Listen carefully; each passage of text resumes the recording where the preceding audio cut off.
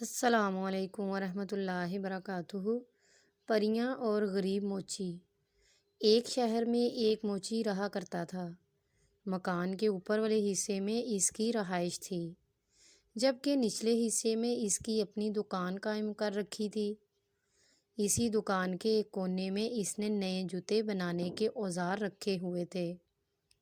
یہ اوزار ایک چھوٹی سی میز پر بڑے سلیقے سے رکھے ہوئے تھے۔ موچی دن رات خوب محنت کرتا، لیکن اس کے باوجود اسے اتنی آمدنی نہ ہوتی کہ وہ خوشحال زندگی گزار سکے۔ یہاں تک کہ ایک وقت ایسا بھی آیا جب موچی کی تمام جمع پونجی بھی ختم ہونے کو تھی۔ اب موچی بہت پریشان ہوا اور سوچنے لگا، اس مرتبہ بل ادا کرنے کے بعد تو اس کے پاس نئے جوتے بنانے کے لیے رقم بھی نہیں بچے گی۔ یہ خیال آتے ہی موچی کا دل کام سے اچاٹ ہو گیا۔ وہ جو جوتے بنا رہا تھا اس کا چمڑا وہیں پڑا چھوڑ کر اٹھا اور اپنے رہائش والے حصے کی طرف چلا گیا۔ کھانا کھا کر دونوں میاں بیوی اپنی تنگ دستی کا دوسرے روز صبح موچی ناشتے سے فارغ ہو کر اپنی دکان میں پہنچا تو وہ بہت حیران ہوا، کیونکہ کل جو چمڑا اس نے جوتوں کے لیے کاٹ کر چھوڑا تھا اس کے جوتے تیار تھے، اور یہ جوتے اتنے خوبصورت تھے کہ موچی نے کبھی اتنے عمدہ جوتے نہ بنائے تھے۔ موچی نے زور زور سے اپنی بیوی کو آوازیں دینا شروع کر دیں۔ آوازیں سن کر اس کی بیوی دکان میں داخل ہوئی تو موچی نے پوچھا، کیا یہ اتنے خوبصورت جوتے تم نے بنائے ہیں؟ موچی کی بیوی نے کہا، نہیں، میں ایسے اچھے جوتے کیسے بنا سکتی ہوں؟ میں نے تو پہلے کبھی جوتے بنائے ہی نہیں۔ موچی نے جوتے اٹھا کر دکان کے دروازے کے ساتھ بنے ہوئے شوکیس میں اس طرح رکھ دیے کہ دکان کے باہر سے ہر شخص کی نظر ان پر پڑتی تھی۔ کچھ ہی دیر گزری تھی کہ ایک آدمی نے آ کر جوتے خریدنے کی خواہش ظاہر کی۔ اس نے موچی کو جوتوں کی اتنی اچھی قیمت دی کہ اب موچی نے اس رقم سے گھر کے لیے راشن خریدا اور مزید جوتوں کے لیے چمڑا بھی خرید لیا۔ خریداری سے فارغ ہو کر موچی واپس آیا تو شام ہونے کو تھی۔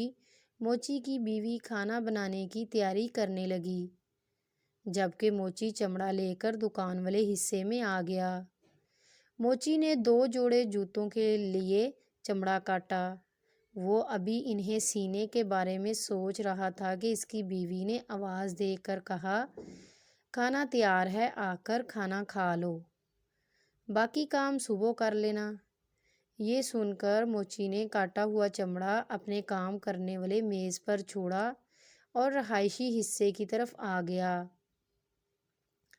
دوسرے روز صبح جب موچی دکان میں آیا تو وہ ایک مرتبہ پھر حیران ہوئے بغیر نہ رہ سکا، کیونکہ رات کو موچی نے جو چمڑا کاٹ کر رکھا تھا اس کے آج پھر بہت عمدہ جوتے تیار تھے۔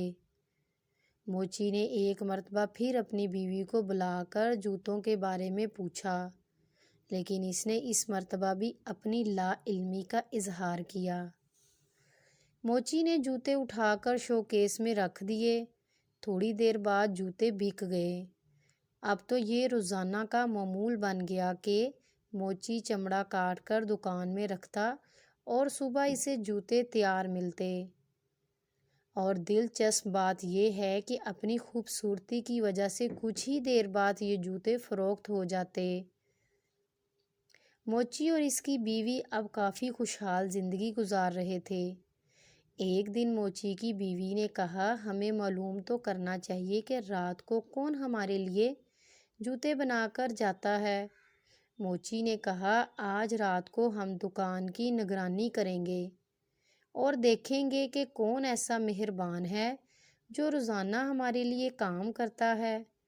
موچی اور اس کی بیوی شام ہوتے ہی کٹا ہوا چمڑا کام کرنے والی میز پر چھوڑ کر دکان میں رکھی ایک بڑی سی الماری کے اندر چھپ کر بیٹھ گئے اور تھوڑا سا دروازہ کھول کر دکان میں جھانکنے لگے۔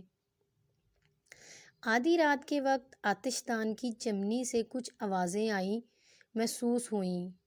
تھوڑی دیر بعد انہوں نے دیکھا کہ دو خوبصورت ننھی منھی پریاں ہوا میں تیرتی ہوئی چمنی کے ذریعے دکان میں داخل ہوئیں اور کام کرنے والی میز کے پاس رکھے سٹول پر بیٹھ کر انہوں نے جوتے سینے کا کام شروع کر دیا۔ صبح ہونے سے کچھ دیر قبل جوتے کے دونوں جوڑے تیار ہو چکے تھے۔ خوبصورت جوتے میز پر اسی طرح چھوڑ کر دونوں ننھی پریاں ہوا میں اڑتی ہوئی واپس چلی گئیں۔ موچی نے اپنی بیوی سے کہا، بہت دنوں سے یہ ننھی پریاں ہمیں اچھے اچھے جوتے بنا کر دے رہی ہیں۔ میرا خیال ہے ہم بھی انہیں کوئی تحفہ دیں۔ موچی کی بیوی بولی، دونوں پریاں ننگے پاؤں تھیں اور ان کے کپڑے بھی عام سے تھے۔ شاید انہیں ان کپڑوں میں سردی لگتی ہو، کیوں نہ میں ان دونوں کے لیے کپڑے بنا دوں۔ موچی نے بھی بیوی کی ہاں میں ہاں ملائی۔ اس دن موچی کی بیوی نے دونوں پریوں کے لیے بہترین گرم جیکٹیں تیار کیں اور ساتھ ہی دو جوڑے چھوٹے چھوٹے خوبصورت جرابوں کے جوتے بھی بنائے۔ دوسرے دن انہوں نے شام کے وقت کام کرنے کی میز پر بجائے جوتوں کے لیے چمڑا کاٹ کر رکھنے کے دونوں ننھی منھی پریوں کے لیے جیکٹ اور جرابوں کے گفٹ پیک تیار کر کے رکھ دیے اور الماری میں چھپ کر پریوں کا انتظار کرنے لگے۔ آدھی رات کے بعد پریاں دکان میں داخل ہوئیں اور کام کرنے والی میز کے پاس آ کر کھڑی ہو گئیں۔ میز پر جوتوں کے لیے چمڑے کی جگہ گفٹ دیکھ کر انہیں حیرانی ہوئی۔ دونوں نے آپس میں مشورے کے بعد گفٹ کھولے تو اس میں چھوٹی چھوٹی جرابیں اور جیکٹیں دیکھ کر بہت خوش ہوئیں اور انہوں نے فوراً جیکٹیں اور جرابیں پہن لیں۔ اب وہ دونوں پریاں بہت خوش تھیں۔ خوشی سے دونوں پریاں جھومتی رہیں اور پھر ہوا میں تیرتی ہوئیں چمنی کے راستے دکان سے باہر نکل گئیں۔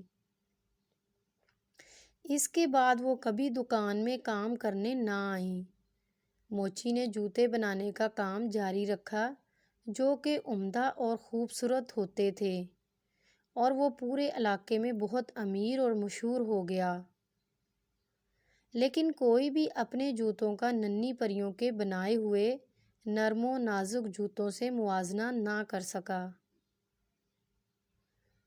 مزید اچھی سی ویڈیوز کے لیے ہمارے چینل کو سبسکرائب کریں، لائک کریں اور شیئر کریں۔